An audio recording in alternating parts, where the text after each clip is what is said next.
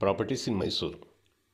ಇದು ಮೈಸೂರು ರಿಂಗ್ ರೋಡಿಂದ J P Nagar ring road ಇದೆಯಲ್ಲ, ಅಲ್ಲಿಂದ 18 kilometre distance. Highway. Next Nanjangud town.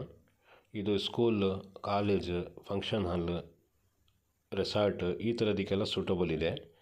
ಈಗ ಡಬಲ್ ರೋಡ್ ಇರೋದು.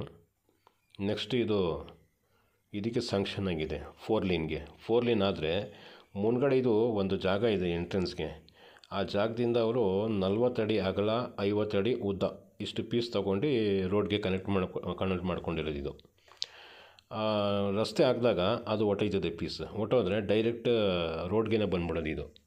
ಸೊ ಆ ಥರ ಇದೆ. ಇನ್ವೆಸ್ಟ್ಮೆಂಟ್ಗೆ ಚೆನ್ನಾಗಿದೆ. ಅದಕ್ಕೆ ರೇಟು ಕಮ್ಮಿ ಹೇಳ್ತಾರೆ. ಇದು ಆ್ಯಕ್ಚುಲಿ ಇದು 5 ಲಕ್ಷ ರೂಪಾಯಿ ಒಂದು ಗುಂಟೆಗೆ ನಡೀತಾ ಇದೆ. ಇವ್ರು ಹೇಳ್ತಾ ಇರೋದು 2,30,000 ರೂಪಾಯಿ.